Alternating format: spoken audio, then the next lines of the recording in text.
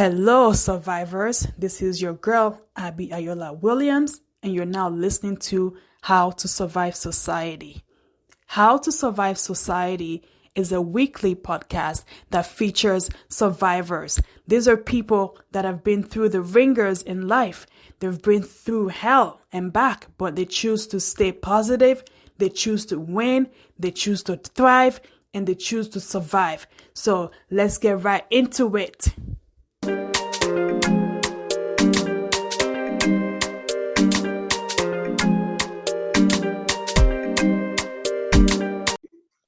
That's good. Hello, survivors. Thank you for tuning in to another episode of How to Survive Society. Today, I have a very special guest. His name is clinthatton. I'm like Hatton or Clint Hatton.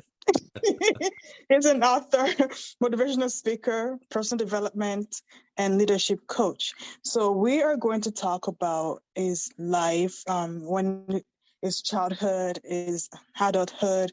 He used to be a pastor, then he lost his son, his 17-year-old son, to a plane crash. And we're going to talk more about that and just get more tips and of how he was able to get over all the adversities that he went through in life. So, hi, Clint. Thank you so much for coming on. Hi, Abby. Hi. So, let's see. I will start at your 12-year-old. Like when you were 12, you said you were faced with living with a mother that suffered from suicidal thoughts. So how was that for you as a 12-year-old, having a mom thinking of doing suicide? Yeah, and not just thinking, she actually took action on it several times and almost took me out with her a couple of times. The story is because my mom didn't suffer from that her entire life. I had really a pretty normal childhood all the way up until about that time where I was 11 or 12. But my parents had me very late, and so she had already been married. They had been married for over 25 years. And then my dad decided to have an affair. He moved out, and she really, for about a 2-year period there, while this whole thing was kind of going up and down, she really struggled with suicidal ideation. And so it was a tough time, being 12 years old during most of that. Trying to help her cope was clearly not very effective. I wasn't equipped for that. And so I think, ultimately the impact that had on me, or at least the response I had to it, was they did reconcile after about a 2-year stretch, and ended up being married for 65 years. I had a great relationship with my parents in my late teens into my, until they passed away. So, there was a redemptive quality to our relationship itself. However, after that series of events, which involved some pretty dramatic situations, that's when I began to abuse alcohol and drugs at a pretty young age. Now, I was an athlete, so that always kind of kept me from going too far off in the deep end because I love to compete. But it did start that pattern. And so, Abby, one thing I didn't really recognize it in those early years. I just thought, I like to party, I just like to have fun. Unfortunately, I also like to experiment with dangerous things, and got into some heavy drugs. And so I didn't tie those two things together really until I would say in my 30s, that I began to recognize that, it was a coping mechanism that had been initiated during that season of my life. So, it definitely had long-term effects in that regard. I really struggled emotionally in relationships, especially, and this is a part of my story I'm definitely not proud of in any way, but, there were times where I was very verbally abusive. There was some pushing around and doing some things like that, and, just completely inappropriate, and definitely abusive behavior. And it always stemmed around someone cheating on me. So obviously you can easily tie that together now and see, well, I see how that happened, but it just took many years for me to recognize that pattern and why those kinds of things set me off. Cause that was really about the only thing. I mean, I could get angry like anybody over other things, but that was the one thing that would really set me off. And I just didn't have any self-control in those situations. So But, fortunately for me, what ended up happening, and you did mention that I was a pastor for 17 years, which for Yeah. your audience, I was up until just January this year. And so I'm sure we'll get into, the new season now, but at 31 years old, I was invited to church by some friends. I was not a churchy guy. I was a believer. I was a Christian in the sense that, back in the day, they used to always put on different forms what religion you were, so and it's like, there's a Protestant and there's a Catholic. Well, we don't go to a Catholic church, so I guess I'm Protestant, and I checked that box, but that was about the extent of it. And then at 31, I decided to go ahead and go to church with some friends who I was involved with in a network marketing company, a nutritional company. They were extremely successful. And part of the reason why I went that day, Abby, was because there was just something different about them besides the financial success. When they had things that didn't go their way, they didn't go in these emotional tailspins that I tended to. And so, I thought, well, and they had invited me many times, but one day I finally went because I'm like, this is something they do, right? Yeah. So let me just check it out. And so I went, and I ended up having, a really powerful experience in starting a relationship with God. And for me, that really changed things. And what coincided with that too, and again, I'm a person of faith. I know not everybody believes that. Some people believe in the universe, some people believe in nothingness, but for me, that was huge. And around the same time, when I was in this company, it just happened to be that all the executives were Christian men as well. But I went to all these trainings, these different workshops and additional weekend long trainings, and got some one-on-one coaching from a couple of these gentlemen. And that was happening all around the same time. And that's when my mindset began to change. That's when I began to realize that I didn't have to be a victim to my past. I didn't have to be a victim to my bad decisions, just the dumb stuff that I did, to get me in deep water, or, just not on track for a fulfilling life. And so all of that stuff really began to form there in my early 30s, and would be a huge launching pad. Wow. That's quite a story. And I'm happy that you were able to turn your pain and actually realize that your past had something to do with you doing drugs and just being, just going through life without you even realizing it. So it's amazing that you actually found that out and found help and actually helped yourself, because most times people don't even know why they're doing something. They just keep doing things to hurt themselves without knowing the root of the problem. So kudos to you for finding that and recognizing it. So the pastor so why did you leave being a pastor? Because I thought, like, once you're a pastor, you're a pastor for life. You're kind of right, because people have not dropped the "Hey, Pastor Clint" thing. So yeah. Yeah, it is kind of a lifetime membership in many ways. Yeah. Well, I'm glad you asked that question, because it's a funny thing, when we set down our pastor hats, if I could just say it that way. I've had a few people ask me, "Oh, gosh, I didn't know you left the ministry." And for me, and it doesn't upset me, because I understand why people say that, so I don't get mad about it. But to me, that's just such a disappointing perspective, because I've always believed, as a Christian, that we're all in ministry full time. It's just because you're a pastor with a title, or another church staff member who's getting paid to work in a church, that doesn't make you more Christian. That doesn't make you more of a believer. That doesn't make you more in ministry. That's just your expression of it, your role. And so the answer to your question is there are things about the way I am and just the way I operate as a human being, even as a pastor. And I'm sure this, even when you say pastor, that can mean a lot of different things, because not all pastors in title do the same things, interact with people in the same way. But for me, the last 20 years, and 17 of those being a pastor, was all about coaching and mentoring, and really digging deep into people's mindsets and those types of things. So I'm really not doing anything much different in that regard today.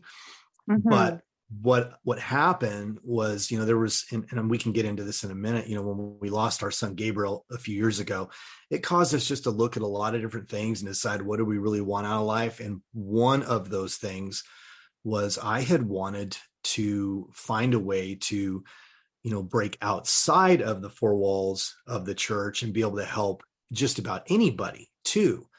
And with my roles, I always was involved in pretty large organizations. And so that's only important. I'm not saying that for any other reason other than my capacity was very full, just death by meeting, death by meeting, just constant activity. And so it was almost exclusively with people that were already believers that were, within that particular entity. And, I see what you mean. Yeah. Yeah. And so for me, I wanted to step outside of that for a long time. And there are people that do both at the same time. And we did for a little while.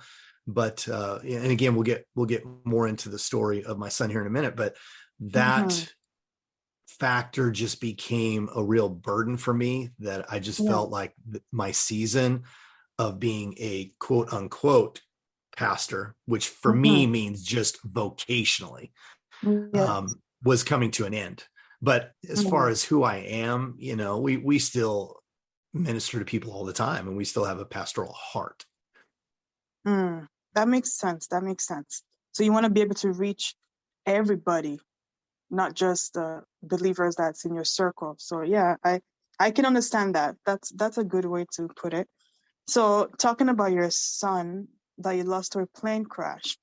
So he was 17 years old at that time, right? That's exactly right. Wow. So I couldn't imagine the pain and the agony of like losing a son. So like, can you explain what happened and how did you even get through it at that time? Yeah. Well, it's so quickly, he was a go-getter. Obviously, you don't become a pilot at 17 if you're not somewhat of a go-getter, and just attacked life, taught himself guitar. He was an amazing photographer. I mean, he was just one of those individuals that if they wanted something, they went after it, and it was a done deal. They would achieve it. And so he did. He actually soloed at 16, became a licensed pilot at 17. And so once you're at that stage, and it's not about age, just once you become a licensed pilot, it's all about the hours. And so he was flying every opportunity that he had, because that's what you need to do. And on September 23rd of 2019, he was just taking another trip. He had a friend who was visiting. We live in McKinney, Texas, which is just barely outside of Dallas. And she attended the University of Arkansas, which is a few hours north of us. So he took her back to school to gain the hours. And then on the return trip, he ran into an unexpected weather system through a little mountainous region there, and basically lost his way and crashed into a mountainside and lost his life, living his dream. And so, yes, there's really no ample way to describe just the searing pain from, getting that news. And, your life, Abby, it's just as simple. Your life will never be the same. It's turned completely upside down. There's a hole there that no other human being can ever fill. And the reality of it is, this is, how we view it is, as far as pain goes, the pain is always going to be with us. Now, it may feel more intense at different times, certainly, that morning of, and the early weeks and months, you experience a much more overwhelming, searing pain that, causes you to, really weep and heave and, those types of things as far as your emotional expression. Right. But the pain itself, it's not even a goal for pain to go away, because people have to recognize the reason why the pain is there is because of the love and the depth of that relationship. Otherwise there wouldn't be pain. And so the pain represents love to me. And so our goal has never been to eliminate pain. But what we did decide that morning was I had to have the conversation with his two younger brothers. My youngest sons were 9 and 14 at that time. And Gabriel was just, if I didn't say this, He was 3 months shy of his 18th birthday when this happened. And so, I sat with him, and I did have an advantage, to the degree that I had this pastoral background. I've worked with a lot of people. I've seen what happens, when people grieve in a way that ultimately can end up being very destructive, and, marriages end up in divorce, and families implode. And so, Yeah. So Abby, I had an advantage in that regard. Again, not with the pain. No one has an advantage for feeling the pain of a loss like that. But I did know that there were some steps that we would need to take to have a chance, at walking this out in a healthier way. So I just told the boys, we have two choices. We can either choose to identify with the tragedy, and I call that a death mentality. We can just identify with the death and the tragedy, and he was in a plane crash, and we're never going to see him again, and all the things we're going to miss. And, you're going to experience missing him. But if it became our identity, we were going to be shadows of who we were created to be.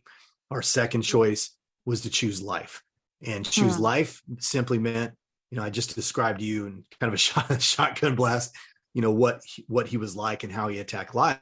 And I told him, I said, we're going to, the only way we can really honor Gabriel's life is to choose to live the way he did, and use him as an inspiration rather than focus on his death that can keep us trapped in our tragedy. And so we made a pact that morning to do that. We also agreed that we would grieve very openly together as a family. So we'd allow each other to be angry. We would allow each other to cry. I've cried many times in front of my boys. And we allow those emotions to come out and express themselves, which is, a very healthy way to grieve. I've had a lot of interviews with clinical therapists and psychologists, and some MDs and stuff like that, and there's a lot of data out there that you really need to allow yourself to feel through those kinds of emotions, or it causes all kinds of things if you keep that stuff trapped for years and decades. So that's how we began to walk it out, Abby. And it's been a little over 3.5 years. What I want your listeners to know right up front, because I'm always obviously very sympathetic, and I want to be cautious that I know not everybody has walked theirs out in the same way, maybe didn't have, again, some of the understanding of certain things to watch out for. And so, one, I want you to know we haven't done it perfectly. This isn't about perfection. We've, had our ups and downs just like anybody, and life kept going on. So it's not like we haven't had some other challenges. COVID came 3 months after he passed away. So there was all that too, but it wasn't about perfection. It was just about every time, if we felt like we were getting a little off track as an individual part of the family, or as a family, we would recalibrate back to that. We're going to choose life. And the phrase big, bold, brave, actually, which is the name of my book, came out of that first day as well. That was actually, I can tell you that quickly, so it makes sense to you. Because he was young. I mean, it was a plane crash, which is already news, right? And then the fact that he was 17 made it even bigger news. And so the morning of, we actually had a couple of news agencies reach out to us to do an interview. And of course, I'm like, there's no way that we could possibly do an interview. But one of them, it turned out she was a believer too, which would end up being a factor. At the end of our call, after I had said no, she said, and keep in mind, Abby, and your listeners, what I just said about the conversation we had on the couch, because that happened prior to talking to this person from NBC, and the life mentality. She said, I want you to just consider it, because we still have time today, because this is an assignment. I have to do the story. And if I do the story without you, all I'm really going to be able to do is report on his death. If you'll allow me, I'll even come to your home. We'll go through it slowly. We can, stop and start, whatever we need to do. But you can tell the story of his life. You can include your faith. You can say anything you want to say. And so we had I hung up, and then we had a family conversation, ultimately decided to do the interview. And so the reason why that's important with Big Bold Brave is somewhere in that interview later that day, I said he lived his life big, bold, and brave. I don't remember saying it. The Mm, actual interview itself to both of us is a total blur, as you can imagine. We really don't yes. remember it. Yes. But, she did put together about a 3-minute segment that aired that night. And so we did see that. And Mm-hmm. so in watching it, what she chose to do instead of playing me saying it was at the end of the segment, she said, Gabriel's parents encourage you to live like Gabriel, big, Mm, bold, bold and and brave. brave. So Wow. that became part of our family mantra and, something to help us recalibrate, like I said, because it hasn't been a perfect process. Yes. But those two key things really have made a significant difference. And that in asking, I call it courageous conversations. When in order to have a courageous conversation, you have to ask a courageous question. And so Yes. we've had a habit of that as well. We ask each other fairly frequently, even if it looks like one of us is jovial and we're doing great. That's not Mm-hmm. always an indicator that you're not internally still suffering, and so we'll ask each other the question and we're ready for the answer. And sometimes it's hard and sometimes we cry again and sometimes we're good. And we have joy and we laugh and we remember great memories about them. Wow. I I kudos to you and your family, honestly, for being open and allowing each other to grieve openly without any judgment or anything like that. Like I give you and your family kudos because it says here that you've been married for over 20 years and you've suffered miscarriages.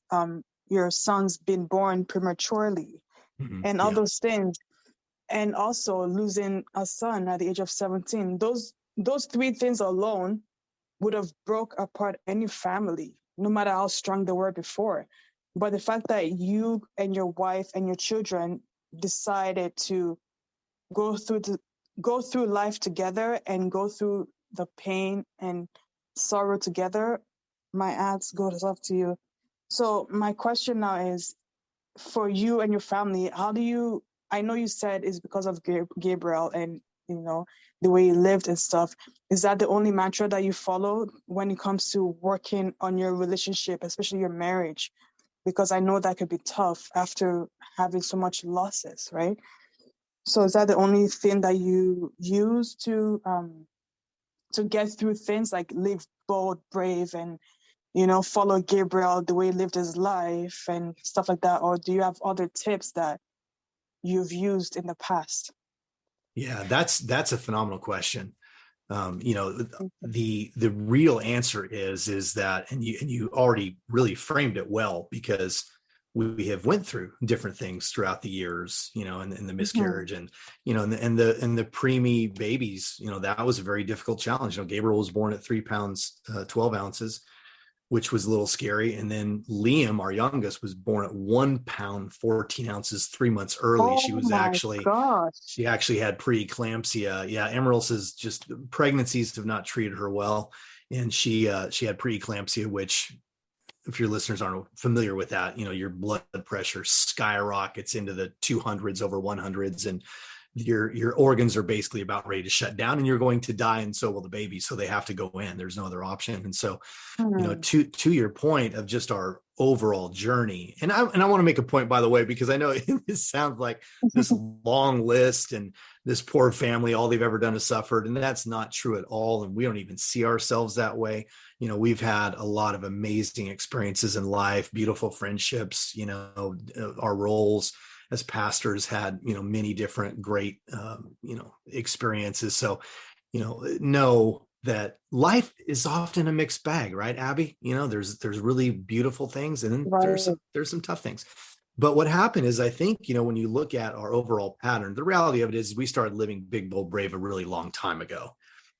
And so we went through those challenges together. One I have never even mentioned on my bio is my bride Amárillys. We were on a ministry trip and we had a morning free before we had to drive back to where we lived, because we had traveled to an area of Eastern Washington. We were in the Seattle area at that time, and she ended up suffering a spiral fracture of her femur while we were wakeboarding, which was an incredibly scary situation. We were out in the middle of nowhere, and that's a whole other story that would take too long. But with that, Wow. but the reason I bring that one up is because she could not even step her foot down for 5 months.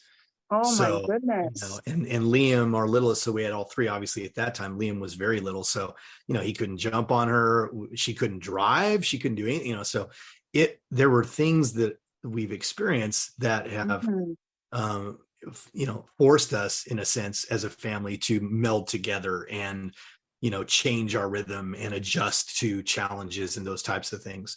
So I don't think there's any question. And also, the goodness of God, our faith, I can't, ignore that, our faith in God, the goodness of God, and seeing how even those really tough times that we've had, there's been beautiful things come out of it as a result, that those were all patterns that certainly helped prepare us for the challenges that we would face with Gabriel. So I'm sorry, that was probably a long answer, but to your point, Big, Bold, Brave is really more of a thing that's driving us towards our future. But there's a lot of those foundational things as a marriage, we always have highly valued our communication skills with one another, giving each other room to grow, because we're always growing. We're not the same people we were 20 years ago or 15 years ago, certainly not even 3 years ago. So, there's some of those characteristics that have made a huge difference. But Big, Bold, Brave is really, at this point, it's really just something that we use to as a catalyst, if you will, the inspiration of Gabriel's life to chase our own dreams and make sure that we're attacking life.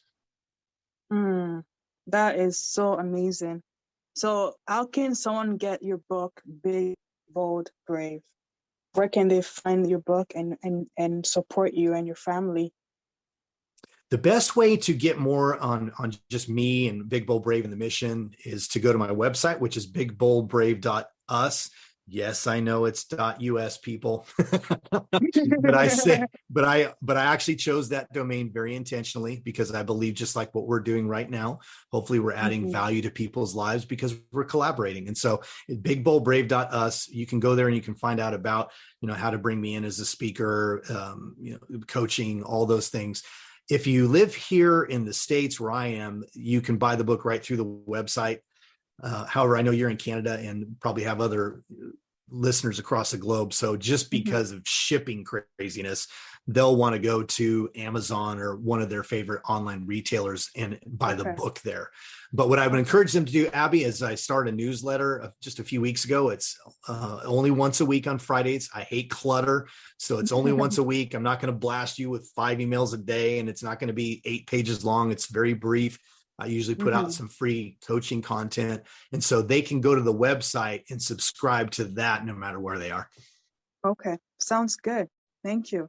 And before we go, is there any last thing you would like to tell the listeners? Well, I love what you're doing. I love what you're doing because, life is challenging and we get punched in the gut. And I think it's important to have these open conversations. And if I could just share very quickly with your listeners, and this is Clint's personal belief, but I believe it's going to resonate with every single person. And so this is my word of encouragement to you. This is what I believe about every human being listening to this right now, that you were created to be courageous. Courage is already in you. It's in you. It's not outside of you. You don't have to go digging for it. It's already inside. You may need help bringing it out. You may need help getting used to engaging in things courageously, but it's in there. You were created with a creative genius. I truly believe that every single person, I actually have proof of that we don't have time to get into. I have some great stuff. Actually, one of my newsletters, if they go back, there was actually a study done by NASA about creative genius that would blow your mind. But I really believe everybody has their own unique creative genius in them. And so that's your ability to have creative thought and ideas and solve complex problems and be able to create beautiful things. And then the third one is we're created to be compassionate. And so, I think all of us, even though we don't always see that playing out in society today, And so much is being played out on social media and phones and all that kind of stuff. If we're not careful, we're going to think the entire world is crazy and violent, right? Because all that stuff is Yes. what tends to get played the most. But Yes. the reality of it is, if you take a harder look around, there's a lot of human beings doing some amazing things that are very compassionate, and it's in you. And I believe when you learn to tie those three things together, you can have an amazing impact on the world around you. Yes, thank you. Those are great tips. Thank you so much, Clint, for coming on and sharing your story. And I pray for more success, more healing, more joy, more peace, more happiness for you and your family. Thank you so much. Thank you, Abby. It's a pleasure. I love talking to you. Thank you. Big thank you to our guest for today. And if you would like to learn more about today's topic, please go on howtosurvivesociety.com. There you can get some life skills courses and some merchandise, and contact me if you would like to be a guest on the show. So thank you so much for tuning in, and have yourself a lovely day.